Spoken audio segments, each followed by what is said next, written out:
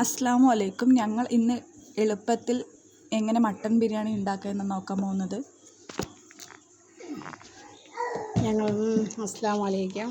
ഇന്ന് നമ്മളിവിടെ ഉണ്ടാക്കുന്നത് മട്ടൻ ബിരിയാണിയാണ്. കുറേ വീഡിയോസും എല്ലാം ഇട്ടതാണ്, പക്ഷെ സംസാരിക്കാൻ പറ്റാത്തത് കൊണ്ട് സംസാരിച്ചില്ല. ഇപ്പോൾ സംസാരിക്കേണ്ടതായിട്ട് വന്നു. അപ്പോൾ ആദ്യമായിട്ട് ഞങ്ങൾ 1 kilo mutton biryani, Ravuthar mutton biryani പറയും. എനിക്ക് മലയാളത്തിനേക്കാളും ഏറ്റവും ഇഷ്ടം തമിഴാണ്. ഞങ്ങളെ വീട്ടിൽ തമിഴാണ് സംസാരിക്കുക. പുറത്ത് പോകുമ്പോൾ പഠിച്ചതൊക്കെ മലയാളമാണ്, പക്ഷെ വീട്ടിൽ തമിഴാണ്. അതാണ് എനിക്ക് ഏറ്റവും ഇഷ്ടം. അപ്പോൾ ഇവിടെ നമ്മൾ 1 കിലോ ബിരിയാണിക്ക് എൻ്റെ അമ്മ, ഹസ്ബൻഡിൻ്റെ അമ്മ, അവർ വയ്ക്കുന്നത് 1 കിലോ ബിരിയാണിക്ക് 1/4 കിലോ വെല്ലുള്ളി, 1/4 കിലോ തക്കാളി, 100 ചെറിയുള്ളി, 100 ഇഞ്ചി, 100 വെളുത്തുള്ളി, ആ കണക്കനുസരിച്ചിട്ടാണ് ഇവിടെ ഉണ്ടാക്കുന്നത്. അതുപോലെ ഞാൻ എപ്പോഴും 1 കിലോ ആയാലും 5 കിലോ ആയാലും ഈ കണക്ക് വെച്ചിട്ടെടുക്കും. 100 നെയ്യ്, 100 ഓയിൽ. ഞങ്ങളെപ്പോഴും കൂടെ ഓയിൽ ഉപയോഗിക്കാറില്ല, കടലെണ്ണയാണ് ഉപയോഗിക്കാറുള്ളത്.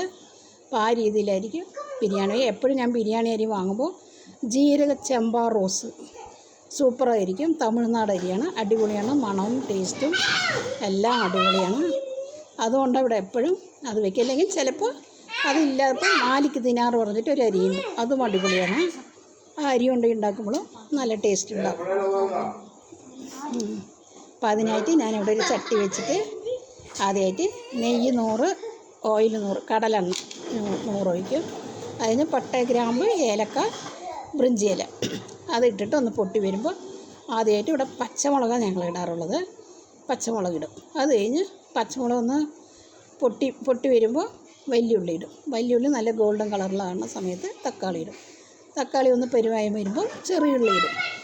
ചെറിയുള്ളി ഒന്ന് കുത്തിച്ചതച്ചത് ഒരു കറക്കം, മിക്സിയിലിട്ടിട്ട് ഒരൊറ്റ കറക്കം ആ ചെറിയുള്ളി ഇടും. ചെറിയുള്ളി ഒന്ന് വഴന്ന് വരുമ്പോൾ 100 ഇഞ്ചി പേസ്റ്റ്, 100 വെളുത്തുള്ളി പേസ്റ്റ് അതും കൂടി വന്നിട്ട് അതിൻ്റെ പച്ചമണം പോയി മാറുമ്പോൾ ബിരിയാണി മസാല, ഹോം മസാലയാണ് നമ്മളിവിടെ ബിരിയാണിക്ക് ഒന്നും വേറെ പ്രത്യേകിച്ച് മസാലകളൊന്നുമില്ല. ബിരിയാണിക്ക് എന്നുള്ള മസാല വീട്ടിൽ തയ്യാറാക്കിയതാണ്. അതുകൊണ്ടാണ് നമ്മളിവിടെ അത് ആവശ്യത്തിന് നമ്മുടെ അതനുസരിച്ച് അതും കുറച്ചിടും. അത് കഴിഞ്ഞ് തൈര് ഒഴിക്കും. തൈര് ഒഴിച്ച് മുളക് പൊടി, ആവശ്യത്തിനുള്ള മുളക് പൊടിയും ഒഴിക്കും. ഉപ്പ് ഇട്ടിട്ട് ഇവിടെ മല്ലിയും, ഇന്നിപ്പോൾ ഈ വീട്ടിൽ മഴയായതുകൊണ്ട് പുറത്ത് പോയി വാങ്ങാൻ പറ്റാത്തതുകൊണ്ട് മല്ലിയും നാരങ്ങയും ഇല്ലാത്ത ഒരു ബിരിയാണിയാണ്. പുതിന അത് വീട്ടിൽ നമ്മൾ ചെറിയ ഹോം ഗാർഡനുണ്ട്, അതിൽ നിന്ന് കുറച്ച് വലിച്ച് അതിട്ടതാണ്. അത് കഴിഞ്ഞ് ഉപ്പ് ഇട്ട് മൂടി വയ്ക്കും. തിള വരുന്ന സമയത്ത് ഫസ്റ്റ് അരി ചട്ടി വയ്ക്കണ മുമ്പേ അരി വെള്ളത്തിൽ കുതിർക്കാൻ വയ്ക്കുക. അപ്പോൾ എളുപ്പത്തിലാവും.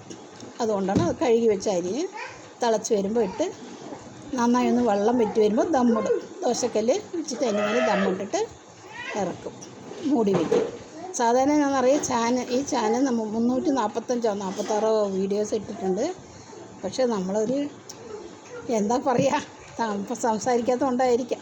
സപ്പോർട്ടും ഇല്ല, സബ്സ്ക്രൈബും ഇല്ല, ലൈക്കില്ല, ഷെയറില്ല, ഒന്നുമില്ല. അതിനെൻ്റെ ഭർത്താവ് പറയണത് ഞായറാഴ്ച വക്കീൽ, കേസില്ല വക്കീൽ, പീസില്ല വക്കീലെന്നാണ് എനിക്ക് പേരിട്ടിരിക്കുന്നത്. പ്ലീസ് ദയവായി എല്ലാവരും സബ്സ്ക്രൈബ് ചെയ്യുക, സപ്പോർട്ട് ചെയ്യുക, ഷെയർ ചെയ്യുക, ലൈക്ക് ചെയ്യുക. എല്ലാവരും ഒന്ന് സപ്പോർട്ട് ചെയ്യുക. എനിക്ക് തമിഴാണ് ഏറ്റവും കൂടുതൽ ഇഷ്ടം.